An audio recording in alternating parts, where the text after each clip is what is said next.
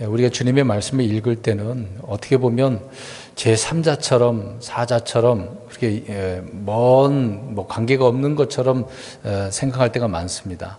근데 하나님의 말씀은 실제적인 말씀이거든요. 과거의 역사적인 기록을 또 해놓은 부분이 있지만 그 역사가 앞으로 또 예언된 그런 말씀들로 기록되어져 있기 때문에 우리는 기록된 말씀을 통해서 확신을 가지고 또 하나님 말씀이 진리다라는 사실을 믿고 나아가야 되는 것입니다. 근데 읽을 때 이게 도대체 무슨 말씀인가? 나와 무슨 관계가 있나? 이스라엘 얘기, 다윗 얘기, 예수님 얘기, 그게 얼마만큼 나와 피부로 느껴질 수 있는 그런 말씀인가? 막 고민할 때가 많이 있을 겁니다. 근데 우리는 이 기록된 말씀이 다 주님의 말씀이기 때문에 하나하나 우리 소중히 여기고 잘 듣고 이해하고 깨달아야 될 줄로 압니다. 그러니까 경험을 해봐야 돼요. 우리가 인생을 살면서 많은 경험들을 하지 않습니까? 그런 것처럼 말씀도 경험을 해야 확신도 생기고 깨달음도 더 많이 있게 되어집니다. 우리가 살아가는 삶 속에서 경험해질 때 많은 것들을 깨닫게 되잖아요. 인생에서 이제 그런 한 부분이라고 할 수가 있겠습니다만은 하나님 말씀도 그렇습니다. 많이 접하지도 않고 경험도 하지 못한 사람들은 늘 강 건너 불 구경하듯이 그냥 쳐다만 보는 경우가 많다는 거죠. 이사야 1장에 보면 마당만 밟고 다니는 그런 이스라엘 백성들, 마음은 딴 데 있는 거죠. 몸은 이제 성전 그 뜰 안에 마당에 있는데 전혀 다른 생각을 하고 살아가는 사람들이었다는 것입니다. 오늘날 그리스도인들이 그런 부분에 있어서 그렇다는 얘기죠. 지금 시편을 우리가 계속 살펴보고 있는데 계속적인 부분에 있어서 반복적인 이야기가 많이 나옵니다. 같은 얘기를 또 하고 또 하고, 특히 이제 심판 이야기가 많이 나오죠. 예수님 예언을 하고 있는 것인데, 또 다윗이 주로 시를 쓰다 보니까 다 그 얘기가 그 얘기 같아요. 오늘도 시편 21편을 우리가 살펴볼 텐데, 이 부분도 다윗이 스스로 어떤 삶의 경험을 통해서 기록하고 있는 것처럼 보이지만 크게는 또 우리 예수님을 예언하고 있다. 그러니까 왜 이렇게 말씀드리냐면 다윗 이야기만으로 우리가 그쳐서는 안 된다는 얘기입니다. 분명히 예수님께서도 시편은 나에 대한 이야기다라고 말씀을 하고 있기 때문에 그런 부분에 있어서 우리는 예언적으로 잘 이해를, 본문 이해를 먼저 해야 된다라고 하는 것을 말씀을 드리는 겁니다. 오늘 21편은요, 예수님과 또 예수님의 재림, 그리고 앞으로 통치하시는 것, 이 통치를 말씀하고 있는 내용인 것입니다. 유다와 이스라엘을 통치하는 다윗이 우리 그런 사람 아닙니까? 그런 다윗은 자신을 예수 그리스도의 예표로 노래하고 있는 시편이라는 것을 알 수가 있습니다. 그래서 우리 예수님은 온 땅을 다스리는 그런 왕으로 또 왕이시고 또 그런 왕으로 또 오셔서 다스리게 될 것입니다. 또 예수님은 다윗이 왕인 것처럼 왕자에 앉으셔서 온 땅을 다스리는 위대한 왕으로 앞으로 세워주실 분이시죠. 또 다윗이 원수들을 치고 멸하듯이 또 정복하지 않았습니까? 예수님께서도 재림하셔서 이 땅에 있는 왕들을, 이제 사악한 자, 원수들을 다 물리치고 정복하셔서 천년 왕국 때 다스리는 그런 왕으로서 오시는 분인 것을 우리가 알 수가 있습니다.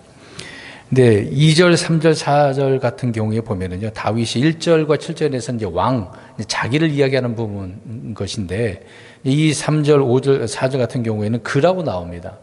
그러니까 다윗이 지금 그러면은 예수님을 지금 이야기하고 있는 거거든요. 그러니까 그런 부분에 있어서 예언적인 그런 말씀을 우리가 잘 이해를 했으면 좋을 것 같습니다. 1절을 한번 보십시오. 21편 1절. 오 주여 왕이 주의 힘을 기뻐하리다라고 이야기를 하고 있습니다. 왕이 주의 힘이라고 하잖아요. 여기서 이제 왕은 다윗 자신을 이야기하고 있습니다. 다윗이 주의 힘을 기뻐한다라는 거죠. 왜 그렇겠습니까? 다윗은 전쟁하는 사람 아니었겠어요. 앞에서 우리가 살펴봤잖아요. 전쟁을 주님께서 가르쳐 주셨고 그 가르쳐 주신 대로 늘 승리한 다윗 아니었겠습니까? 근데 그 다윗이 늘 이길 수 있었던 것은 뭡니까? 주님이 어떤 분이기 때문에, 그 막 1절처럼 힘이 되셨기 때문에. 얼마나 강력하게 했어요. 힘이 없으면 전쟁을 어떻게 합니까? 힘 없으면 너무 무기력해서 전쟁에 늘 패할 수밖에 없는 거죠. 그러니까 다윗은 힘을 의지해서 싸웠고 승리했기 때문에 주의 힘을 기뻐한다라는 것을 강조하고 있습니다.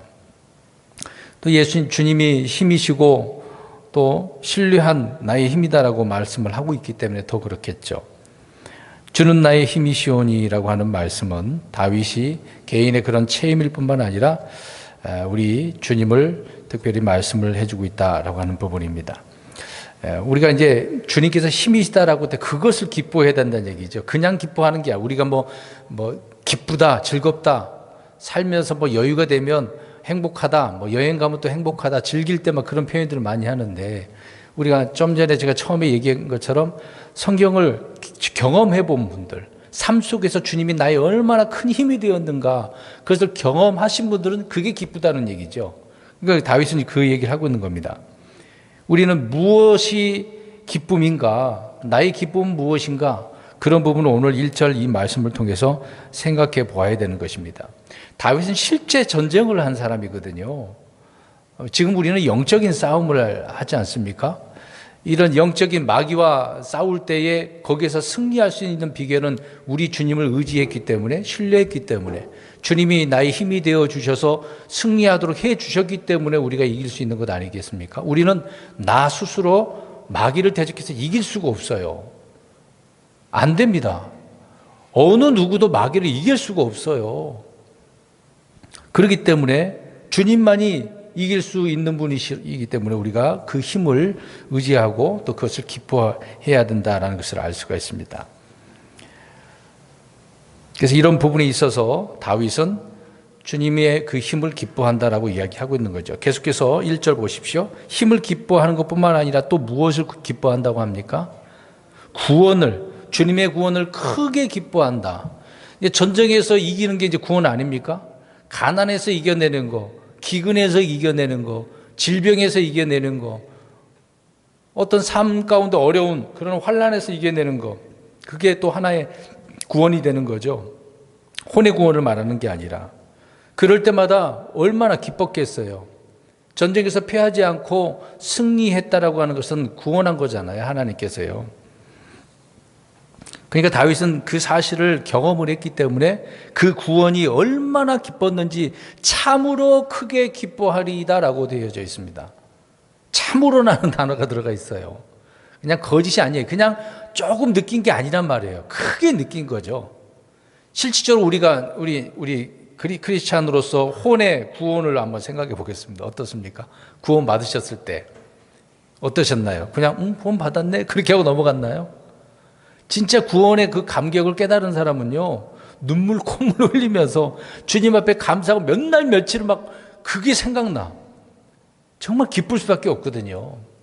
이제 사람마다 느껴지는 것이, 경험하는 것이 좀 다를 수도 있는데 저 같은 경우에는 오랫동안 그걸 기억나게 하더라고요. 잊지 못했습니다. 누구든지 구원의 기쁨을 맛본 사람은 평생 잊을 수가 없는 거거든요. 항상 기억할 수밖에 없습니다. 잊어버릴 수가 없어요. 이 큰 구원인데 어떻게 잊어버립니까? 다윗이 죄를 짓고 숨겼을 때 물론 알다시피 고통을 겪을 수밖에 없었던 거죠. 그때마다 구원의 기쁨을, 잘못을 했으니까 우리가 죄를 지으면 잃어버리는 거거든요. 그러나 다시 회개하면서 그 기쁨이 회복되어졌을 때 그것을 알고 또 구해달라고, 건져달라고 구하지 않습니까? 그럴 때 더 다윗은 하나님 앞에 감사할 수밖에 없었던 거죠. 그래서 구원을 크게 기뻐했다. 참으로 크게 기뻐했다라고 말씀을 하고 있는 것입니다. 금방 말씀드린 것처럼 성도들이요, 죄를 지으면 구원을 잃어버린 것은 아니지만 구원의 기쁨을 잃어버릴 수 있어요. 하나님과 교제하는 거, 기도도 안 되지 않습니까? 때로는 우리가 은혜가 넘치면 막 기도도 잘 되고 말씀도 막 읽어지고 말씀도 잘 들려지고 그러는데 뭔가 삶 속에서 문제가 생기면요, 안 된다니까요. 막혀요. 버벅거리게 되어지고 생각도 하기 싫어지고 쳐다도 안 보고 싶고 하나님 앞에 막 불만이 넘치게 되어지는 거예요. 인간관계는 둘째치고 신앙생활 하기가 어렵죠. 그런 면에서 우리가 이런 부분을 잃어버린다라고 하는 것이죠. 그러니까 그럴 때마다 우리는 회복을 해야 되는 겁니다. 오늘 다윗은 얼마나 기뻤는지를 참으로 크게 기뻐했다라고 말씀을 하고 있는 것입니다.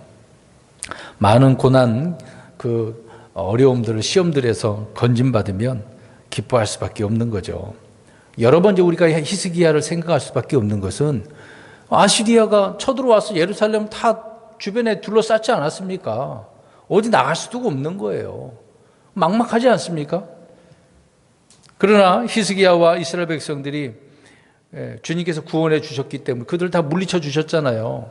천사를 통해서 어마어마한 사람들을 다 죽여버렸으니까 얼마나 기뻤겠어요. 우리가 이제 에스더서를 보아도 알다시피 하만이 자신의 그 계략으로 이스라엘 사람들을 다 죽이려고 했지만 건진받았잖아요. 그래서 이스라엘 백성들이 거기에 하만의 계략에서 구원을 받아가지고 건진받아서 무슨 절기를 만들어놨어요? 불임절. 성경에 없는 건데 자기들이 만든 것은 사실이에요. 지금도 그들은 이거를 기뻐해요. 어마어마한 거죠. 그러니까 다윗은 실제 경험한 거예요. 주님의 힘, 구원. 그러니까 크게 기뻐할 수가 없어요. 밖에 없는 거죠.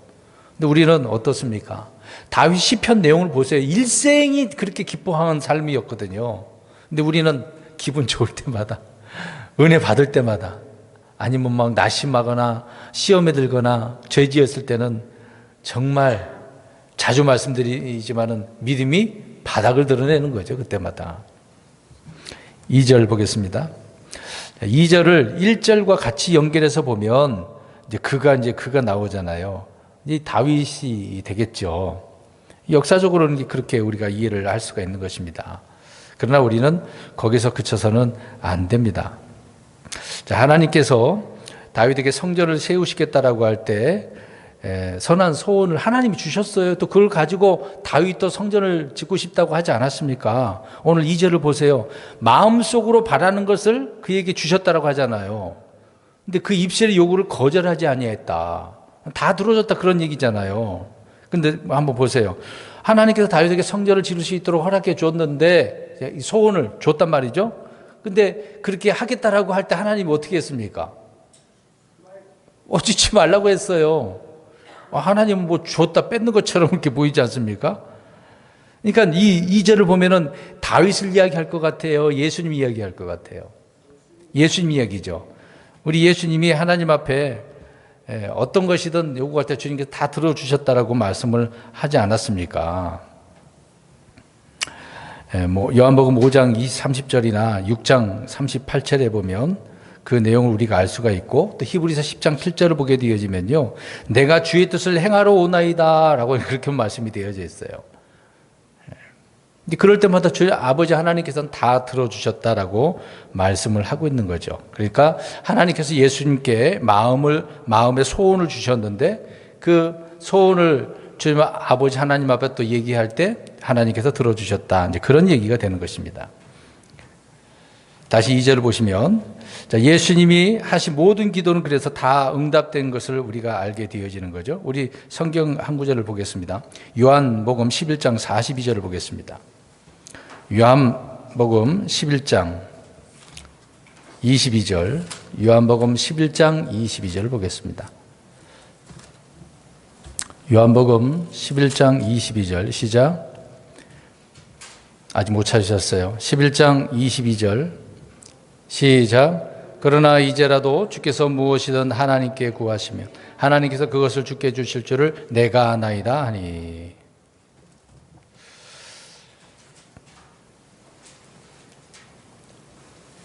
(11장 42절) 11장 22절을 있으니까 42절을 읽겠습니다.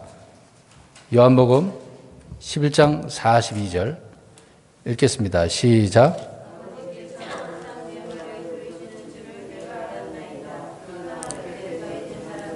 내가 그것을 멸하였어. 이것은 아버지께서 나를 보내신 것을 그들이 믿게 하려니라 하시니라. 내 말을 들으실 줄을 내가 알았다라고 또 이렇게 말씀을 하고 있는 거죠. 마르다도 알았고 우리 예수님도 알았고, 참 엄청난 약속의 말씀이 아닌가 생각이 되어집니다. 우리도 주님의 이름으로 기도할 때 아버지 하나님께서 어떻게 해주셔요? 들어주신다. 말씀 그대로 믿으면 되는 거 아니겠습니까? 그래서 제가 항상 기도할 때 빨리 응답받으려면 말씀 가지고 기도를 하라고 했잖아요. 내 얘기를 하나님 앞에 아뢰는 것보다도 말씀 가지고 적용을 해서 기도하는 게 좋은 것이죠. 아무튼 예수님이 하신 모든 기도는 다 응답되어졌다라고 말씀을 하고 있는 겁니다. 다윗은 아니었다는 얘기죠. 3절 보겠습니다. 주께서 선하심의 복들을 가지고, 선하심의 복들을 가지고라고 되어져 있네요. 그보다 앞서 가시며 순금 왕관을 그의 머리에 씌워주셨다라고 말씀을 하고 있습니다. 물론 다윗의 개인적인 그런 체험처럼 보이지만 그것을 뛰어넘어야 되겠죠. 우리 예수님에 대한 부분을 언급을 하고 있는데, 이 주의 선하심의 복들을 우리가 한번 생각해 보면, 이집트에서 나왔을 때, 구출 받았을 때서부터 하나님께서는 이스라엘에게 행하신 그 선한 손길이 얼마나 큽니까? 수백만 명이 이집트에서 나온 거, 그게 사람의 힘으로 되겠냐고요? 될 수 없는 거죠. 주님께서 하신 일들을 보면 놀랍습니다. 홍해를 건너요. 광야 40년 동안 옷도 신발도 헤어지지 않아요. 먹을 거 걱정 없어요. 이거 사람이 할 수는 없는 거잖아요. 우리가 몇백 명만 데리고 어디 다녀보세요. 당장 물 먹는 것 때문에 얼마나 힘듭니까? 한두 사람도 아니고. 주님께서는 그들을 그렇게 인도하셔서 가나안 땅도 다 예비해 두지 않았습니까? 그들이 들어가서 한 게 뭐가 있어요? 그냥 먹기만 한 거지. 걷어들이기만 한 거 아니겠습니까? 이런 주님의 선하심이 있는데도 불구하고 이스라엘 백성들은 하나님을 제대로 섬기지 못했던 거죠. 이런 선하심의 복들을 주님께서는 가지고 계셔서 앞서 가셨다라고 이야기하고 있는 겁니다. 그러니까 항상 갈 때마다 다 준비해 놓고 계셨던 거예요, 하나님께서는요. 주께서 주의 선하심의 복들로 다윗을 앞서갔다라고 하는 것은 예수 그리스도를 예표하는 부분이라는 것이죠. 그래서 우리 주 예수님은 무엇을 하든지 형통하는 그런 부분이 되는 것이죠. 그러니까 얼마나 감사합니까? 다 준비되어져 있으니까. 순금 왕관을 씌워줬다고 하고 있는데, 다윗도 물론 왕관을 썼죠. 틀린 말은 아닙니다. 근데 실제 우리 예수님께서 왕관을 쓰시고 다스린다는 것을 알 수가 있습니다. 주님께서 영원한 왕이시고 주들의 주시고 왕들의 왕이시고 의의 왕이시고 살렘 왕이시고 성도들의 왕이시고 왕국의 왕이시니까 많은 부분에서 그렇게 말씀을 하고 있습니다. 그런 왕이신 주님께서 순구 왕관을 쓰고 계시는 거겠죠. 4절 보겠습니다. 그가 이제 그라고 또 나오죠. 다윗이 아니죠. 주께 생명을 구하매 주께서 그에게 그것을 주셨으니 곧 영원 무궁토록 긴 날을 주셨나이다. 다윗이 주께 생명을 구했고 주께서 그것을 주셨다라고 하고 있는데, 또 다윗이 수많은 전쟁에서 죽지 않고 구원받은 것을 노래했는 것처럼 보이지 않습니까? 그러나 그렇게 보면 영원 무궁하게, 다시 한번 이제 4절 보시면 영원 무궁토록 긴 날을 주셨다고 하지 않았습니까? 근데 다윗이 죽었어요, 안 죽었어요? 죽었어요. 그러면 다윗이 아니라는 것을 알 수가 있습니다. 우리 예수님을 언급한 내용이 되겠죠. 그러니까 예수님을 통해서 영원한 생명, 죽지 않는 생명을 가지고 있기 때문에, 또 예수님은 그 날들이 끝이 없기 때문에 그러지 않겠어요.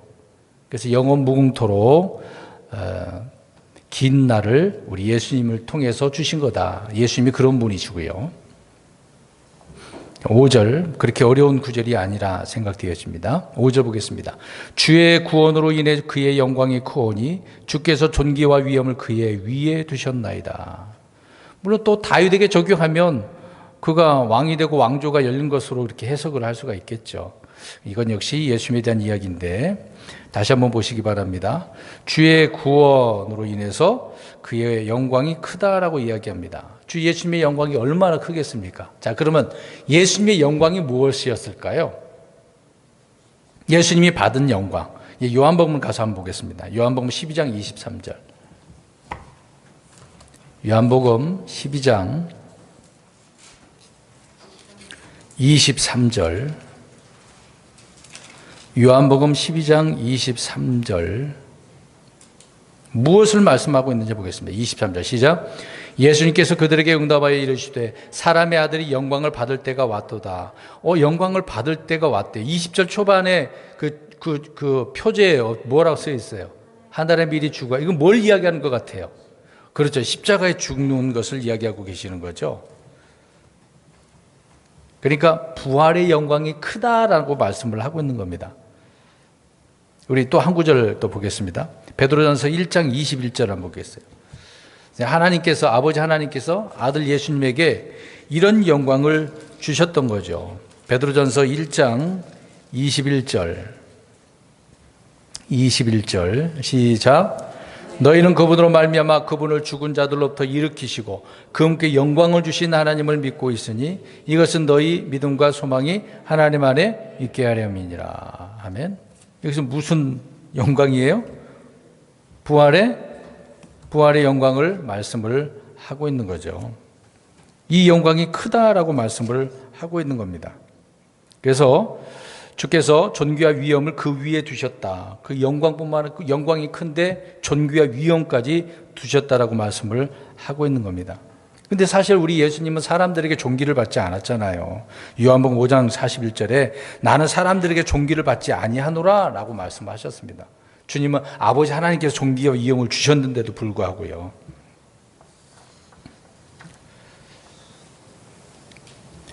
6절 말씀 보겠습니다. 주께서 그를 영원토록 즐기 복되게 하셨으며 주의 얼굴 표정으로 그를 심히 즐겁게 하셨나이다. 자, 여기서 역시 그라고 되어 있죠. 여기 보게 되어지면 왜 이렇게 그라고만 표현하고 있는지를 좀 잠깐 말씀을 드리려고 합니다. 다윗은 주의 영을 받은 자로서 대언자가 아니겠습니까? 그런 다윗이 지금 예수 그리스도를 말하고 있고 있는데 그런 의미로 그래서 그라고 지금 계속 이야기하고 있는 거죠. 예수님은 우리가 알다시피 율법과 시편에 자신에 대한 그런 기록된 말씀들을 다 알고 계셨고 제자들에게 또 가르쳐 주시고 알려주시기도 했잖아요. 그래서 주 예수님은 하나님의 복된 자인 것을 알 수가 있습니다. 그래서 그를 영원토록 지극히 어떻게 하셨다? 복되게 하셨다. 그러니까 예수님은 내가 복 있는 자다. 그런 의미로 말씀을 하고 있는 거죠. 예수 그리스도를 통해서 하나님의 복이 우리에게 오게 되어지는 것이죠. 하나님은 주 예수님을 영원토록 가장 복되게 만드셔서 또 그 복을 또 우리에게 주시는 것을 보게 되어진 것입니다. 계속 6절을 보시면 주님의 그 얼굴 표정으로 그를 심히 즐겁게 만드셨다라고 말씀을 하고 있습니다. 역대기상 16장 27절을 보면은요, 영광과 존귀가 그분 앞에 있으며 그 능력과 즐거움이 그분의 처소에 있도다라고 말씀을 하고 있습니다. 그러니까 다 주님 앞에 모든 것이 있는 것을 말씀해 주고 있는 거죠. 주님의 얼굴 표정 이야기 나오니까 항상 그분 앞에 있으니까 그러는 거거든요. 우리가 서로 가족끼리 얼굴을 보면 얼마나 항상 보니까 다 아는 거잖아요. 경험을 해봤으니까 기분이 좋은지 나쁜지 다 아는 거죠. 그러니까 얼굴 표정으로 그를 심히 즐겁게 만드셨다. 항상 아버지 하나님과 주님은 그런 관계라는 얘기죠. 7절 보겠습니다. 왕이 주를 신뢰하오니 이제 다윗을 이야기합니다. 지극히 높으신 분의 긍휼로 인해 흔들리지 아니하리이다. 다윗은 주를 신뢰했기 때문에 그러는 거죠. 늘 주님의 그 베푸신 긍휼을 잊고 산 사람이었습니다. 그러니까 하나님은 다윗에게 베풀어 줄 그 확실한 긍휼을 주 예수 그리스도 믿는 모든 자들에게도 이걸 약속해 주신 부분인데 이거를 주님께서 베풀어 주셨으니까 늘 신뢰할 수밖에 없는 것이죠. 다시 또 반복적인 이야기지만 이런 사실들을 경험한 사람들은 신뢰하는 겁니다. 지금 당장 내가 힘들고 어려워도 고난의 연속이라 할지라도 경험 한 번쯤 해본 사람은 주님은 나를 다시 회복시켜 주신다. 이렇게 세워주신다. 그런 신뢰, 확신이 생기는 것이죠. 우리는 시편을 읽을 때 반드시 이런 부분에 대해서 이해를 잘 할 필요가 있는 것입니다. 그래서 우리는 주의 일을 하면서 굳게 흔들리지 말고 더욱 넘치게 일을 하면서 살아가야 되는 거죠. 그래서 고난에서 흔들리지 말라고 사도 바울은 데살로니가전서 3장 3절에 말씀을 하고 있는 것입니다. 근데 사실상 실제적인 삶에서 고난을 받으면 안 흔들릴 사람이 어디 있습니까? 불안해하기도 하고 실제 그러잖아요. 근데 주님은 흔들리지 말래요. 그럴 때마다 주님을 신뢰하면 흔들리다가도 힘을 얻겠죠. 8절 말씀 보겠습니다. 오늘 시편 21편 8절. 주의 손이 주의 모든 원수들을 찾아내시고 주의 오른손이 주를 미워하는 자들을 찾아내시리이다. 주님의 손이 얼마나 놀라운 손인지를 한번 보세요. 주로 우리는 하루를 살펴볼 때 손으로 하는 일들이 얼마나 많습니까? 손이 없으면 어떨까요? 어떻습니까? 생활하기에. 너무 불편합니다. 발로도 할 수는 있어도 발로 하는 것은极其 제한적이에요. 아무나 또 그렇게 되는 건 아니거든요. 간혹가다 장애인들 보면 발로 막 하는 그런 사람들이 있긴 하더라고요. 그렇게 되기까지 얼마나 힘들었겠습니까? 그래도 불편하거든요. 근데 그 손으로 우리는 무엇을 할 때 다 잡아내잖아요. 이게 손도 5손가락이 있으면 되는데 손가락이 몇 개 없어 보세요. 그것도 사실 불편하거든요. 우리가 손도 온전한 게 또 감사할 일이긴 해요. 팔을 잘 쓸 수 있는 것도 감사하는 거고. 우리 손으로도 우리는 내가 힘이 있는 그 상황에서 그렇게 무엇을 만지고 일을 할 수가 있습니다. 근데 주님의 손은 여기서 지금 어떤 손입니까? 원수들을 찾아내서 어떻게 하시겠다는 얘기예요. 심판하시겠다 그 얘기를 하고 있는 겁니다. 사실 다윗도 이스라엘의 그 원수들을 그 손으로 어떻게 한 거예요? 멸한 거 아닙니까? 예수님께서 초림 때 원수들을 위해 사실상 죽으신 거 아니겠어요? 원수들을 위해서 기도하시고 원수들을 위해서 죽으셨어요. 그 원수가 누굽니까? 죄인들이잖아요. 자기의 생명을 내놓고 그렇게 하셨던 분 아닙니까? 그런데 지금은 어떻게 하겠다는 거, 재림 때. 다 찾아내서 심판하시겠다. 그 손으로 이제 철장을 들고 휘두르시겠죠. 주님께서 휘둘리는 그 철장 한 번만 맞아보세요. 사람이 때리는 건 아무것도 아니라고요. 재림 때 주님께서는 다 찾아내서 멸하시겠다, 심판하시겠다라고 하는 그런 내용의 말씀을 기록을 하고 있는 겁니다. 그러니까 얼마나 무서워요. 이거는 잔인한 문제가 아닙니다. 잔인한 문제가 아니에요. 이거는 경고해 주고 있는 거잖아요. 그러면 주님이 이렇게 심판하시겠다라고 한다면 어떻게 이 말씀이 믿어진다면? 두려워하고 주님을 믿어야 되겠죠. 정신 차려야 되겠죠. 우리 그리스도인들의 입장에서 한번 보겠습니다. 우리도 그리스도 심판석에서 물론 죄에 대한 부분은 아니지만 선한 행위가 나와서 상급을 받아야 되지 않겠습니까? 근데 그런 부분에 있어도 우리는 무심코 그 바울을 통해서 주신 말씀들을 무시해버린다고 생각해 보세요. 얼마나 부끄럽겠어요. 근데 그런 것까지라도 주님은 다 우리 입술로 자백하게 되어진다고 하지 않습니까? 부끄러운 일을 당하는 거죠. 근데 환난 때 많은 사람들은 그냥 죽는 것입니다. 그러니까 지금 이렇게 말씀하고 있을 때 경고의 말씀이라고 생각을 하고 두려워해야 돼요. 하나님이 얼마나 두려우신가. 손으로 다 어떻게 한다고 그랬어요. 지금 8절에. 다 찾아내신다고요. 한 사람도 빠짐없이.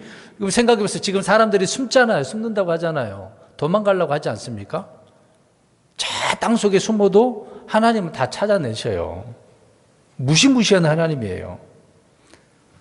숨는다고 해결할 일은 아니죠.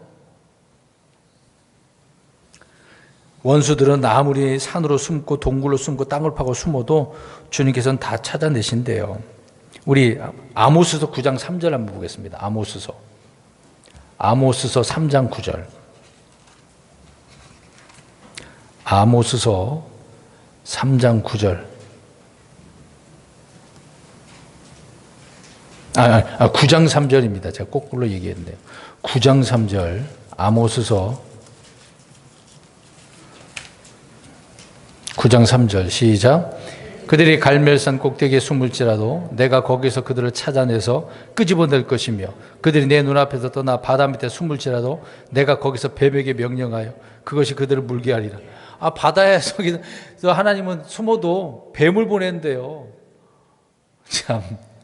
그러니까 어디를 숨어도 하나님은 뭘 보내서 다 찾아내서 죽이신다 그런 얘기죠. 다 찾아내시는 분입니다. 그러니까 어떤 죄인들도 주님의 눈을 주님의 손에서 피할 수 없다 그 얘기를 하고 있는 것입니다. 9절 21편 9절 주께서 분노하실 때에 그들을 불타는 화덕 같게 하시리이다. 주께서 진노하사 그들을 삼키시리니 불이 그들을 삼키리로다. 어마어마합니다. 주님께서 심판하시는데 소멸시켜버리죠. 불이라고 하는 것을 다 태워버리는 거 아닙니까? 사실상 우리가 화장을 해도 다 타잖아요. 뼈는 좀 남긴 하지만 다 타는 겁니다. 주님의 진노가 타오르는 불과 같다. 그 얘기를 하는 거죠. 그 불이 다 태워버려서 심판하신다라고 하는 말씀이 됩니다. 그래서 화덕 같다. 이런 말씀들을 표현해주고 있네요. 말라기서 4장 1절에도 보라 화덕같이 불태우는 날이 임하나니 라고 되어져 있습니다. 여러분 화덕 얼마나 뜨거워요. 우리는 그냥 음식 그 밀가루로 반죽을 해서 빵을 만드는 경우에 화덕이 필요하지만 사람이 화덕에 들어가면 어떻게 됩니까? 그냥 타다 다 죽는 거죠. 주님의 그 분노, 진노가 그들을 삼켜버리겠다라고 하는 그런 말씀이 되는 것입니다. 사실상 그 이미 출애굽 과정에서도 이 불을 많이 보여주셨잖아요. 아론의 두 아들들이 이상한 불을 들여가지고 둘 다 어떻게 됐습니까? 그냥 죽은 게 아니라 주님께서 불로 태워버리셨어요. 태워버렸습니다. 또 모세를 대적했던 그 250명의 지도자들이 다 그렇게 되지 않았어요. 주로부터 나온 불로 소멸되어지는 것입니다. 무서운 거죠. 10절입니다. 주께서 그들의 열매를 땅에서 멸하시고 그들의 씨를 사람들의 아이들 가운데서 멸하시느니. 이제 그들은 누구겠어요? 그러면 그들. 물론 이제 원수들, 사악한 자들 이야기하겠습니다만은 이들의 열매를 땅에서 다 없애버린대, 멸해버린대요. 그냥 우리가 농사 짓는 그런 열매라고 생각하면 안 되겠죠. 그들의 불법의 열매들을 다 멸해버리겠다. 악한 열매들을 말하고 있는 거겠죠. 아담 이후부터 얼마나 많은 죄가 있었습니까? 사람이 늘어날수록 더 죄가 막 번성하고 그러지 않았어요. 그래서 가시와 엉겅퀴가 솟아나기 때문에 그걸 사람의 손으로 쉽게 해결할 수도 없는 거고요. 이런 그들의 열매를 멸하시는 것은 완전히 이제 천년왕 왕 때도 그렇게 멸하시겠죠. 10절에 보세요. 그들의 씨를 사람들의 아이들 가운데서 멸하시리니라고 되어져 있습니다. 엄청난 거죠. 그래서 이사야 14장 20절에 내가 내 땅을 망하게 하고 내 백성을 죽였으므로 묻히는 일에서 그들과 함께 합쳐지지 못하리니 악을 행하는 자들의 씨는 결코 명성을 얻지 못하리라. 악을 행하는 자들의 씨, 그 씨가 이제 열매를 맺게 하는 것 아니겠습니까? 그러니까 사악한 자들을 다 이야기하고 있는 거죠. 다른 표현으로는 욥기서 18장 19절과 다니엘서를 보면 나오는데요. 이 악한 자 범죄자들보다도 변종들, 잡종들이에요. 다니엘서도 보면 마지막 때에 이 악한 자들이 이제 사람들과 섞어버린다고 하지 않았습니까? 다니엘서 2장 43절에요. 새와 진흙에 대한 이야기죠. 물론 섞이지 않는 부분이 있는데 아무튼 그렇게 섞으려고 한다고 하지 않습니까? 이제 그럴 때 주님께서는 뿌리째 뽑아가지고 다 심판하신다라는 것을 말씀을 하고 있는 겁니다. 무시무시하죠. 지금 우리가 시편 읽으면 다시 여기 보세요.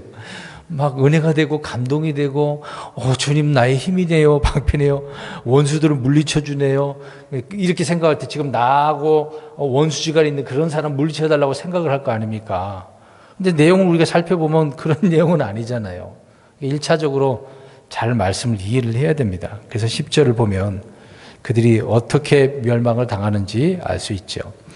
11절 그들이 주를 대적하여 악을 꾀하였나이다. 그들이 해를 끼치는 계략을 꾸몄으나 그것을 실행할 수 없나이다. 악을 꾀했는데 계략을 꾸몄는데 실행할 수 있어요? 없어요? 없어요. 하나님은 다 알고 계시고 아무리 악하게 그들의 나름대로 숨긴다 하더라도 드러날 수밖에 없는 일이거든요. 아무리 계략을 꾸며도 소용이 없어요. 실행할 수 없습니다. 짐승과 거짓 예언자가 앞으로 환난 때에 여자와 그의 씨를 없애려고 하지만은 실패하지 않죠. 우리 10장 나오잖아요. 헤로온 입은 여자, 그 또 씨 이스라엘. 아무리 해도 그들의 계획은 실행됩니까? 안 됩니까? 안 되죠. 하나님께서 이스라엘을 그런 환난이지만 그래도 그들을 보호해 주시는데요. 아무리 까불어봤자 소용이 없습니다. 지금은 이 사악한 자들이 득세하는 것처럼 보이지만 하나님은 때를 기다리는 거예요. 걱정하지 마세요. 사람들 그래서 하나님 도대체 왜 이런 악한 자들이 많습니까? 재작년인가요? 아이를 폭행해서 풀려 나온 사람 누구죠? 이름이 생각 안 나네. 조두순인가? 네, 안성에 있는 어떤 교회에 다니는 성도님이 저한테 전화해가지고 물어보는 거, 여기저기 전화해가지고 또 물어본 거 저한테도. 하나님 왜 이렇게 그런 사람 내버려 둡니까? 알려달래요.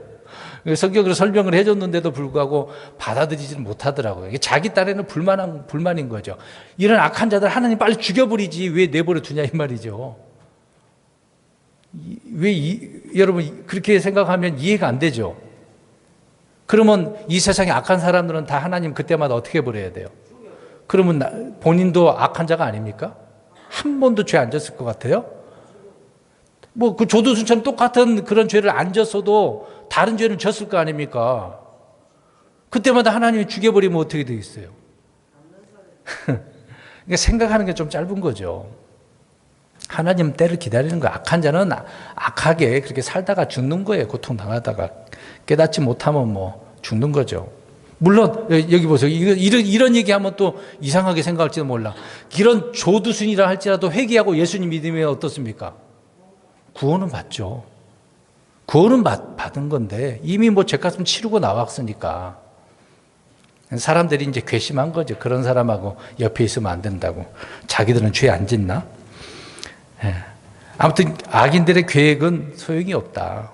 하나님의 때에 다 하나님께서 심판하시게 되는 것입니다.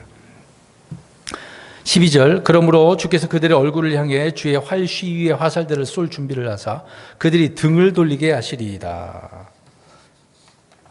그러니까 그들이 줄을 대적해서 얼굴을 들고 공격하다가 돌아서서 도망가는 그런 표현을 지금 해주고 있는 거죠. 아무리 해봤자 까불다가 안 되겠네? 도망가봤자 또 소용이 없는 것입니다. 한 명도 남기지 않고 하나님께 찾아내셔서 심판하시겠다는 거죠. 그러니까 걱정하지 마세요. 아무리 지금 악한 자들이 많다 하더라도 걱정하지 마세요. 주님이 어떻게 해주셔요? 다 찾아내서 멸하신다. 이 세상의 법으로 안 되더라도 하나님은 다 찾아내서 악한 자는 악한 대로 심판하시는 겁니다. 내가 심판하려고 하지 마시고 주님께 맡기면 돼요. 근데 환난 때 사악한 자들은 원수들을 주님께서 그렇게 하시겠다. 이제 그런 내용의 말씀인 거죠. 마지막 13절. 주여 주께서는 주의 능력으로 높임을 받으소서. 그런 이유로 우리가 주의 권능을 노래하고 찬양하리이다. 예수님은 그분 자신의 힘으로 높여지신 분이잖아요. 전능자 하나님이시니까 예수님은요. 땅에 묻히셨고 혼은 지옥으로 가셨지만 그걸로 끝났나요? 아니죠. 다시 일어나셨잖아요. 그리고 또 하늘로 올라가셨는데 스스로 가셨어요? 하나님이 데려가셨어요? 데려가셨어요, 예수님? 스스로 올라가셨어요. 네, 스스로 올라가셨어요. 또 스스로 또 재림할 다시 땅으로 내려오셔서 원수들을 멸하시고 의의 왕국을 세우시고 통치하시고 자신의 힘으로 높여주시는 분이죠. 근데 그 내용을 지금 하고 있는 겁니다. 앞으로 장차 그렇게 되는 거죠. 그날에 우리는 구원받은 이스라엘과 함께 주의 권능을 노래하고 찬양하게 되어진 것입니다. 그러니까 믿음의 하나님의 백성들이 그렇게 하는 것처럼 우리도 천년 왕국 때 물론 영원토록 우리는 주님을 찬양하고 섬기는 거죠. 천년 동안 또 그렇게만 하는 게 아니라 우리는 영원토록이에요. 우리는 부활체 변화된 몸으로 사는 것이니까 영생을 이미 받았잖아요. 약속 받았잖아요. 실행은 우리가 하늘로 올라가면 이제 실행되는 것이니까 영원토록 하나님을 섬기는 거. 여러분 여기 보세요. 지금 이 땅에서 하나님 섬기는 거 지겨워요, 안 지겨워요? 제 대답 잘했어요. 시간이 많이 오래 가면은 좀 쉬어야지 그렇게 생각할 수도 있어요. 근데 나중에 영원히 우리가 살아가야 되는데 영원도 지금 육신의 몸이니까 그렇게 생각할 수도 있어요. 그러나 변화된 몸으로 우리가 하나님과 영원토록 살게 될 때는 그런 마음이 없는 거죠. 늘 기쁘고 행복한 거예요. 그 날을 바라보고 우리는 소망 가운데 살았으면 좋겠습니다. 그래서 오늘 말씀은 주의 힘과 구원을 기뻐하는 것. 경험한 사람들은 알아요. 그냥 지식적으로만 안다. 그러면 다윗이 말한 거, 또 주님에 대한 거 이해를 못합니다.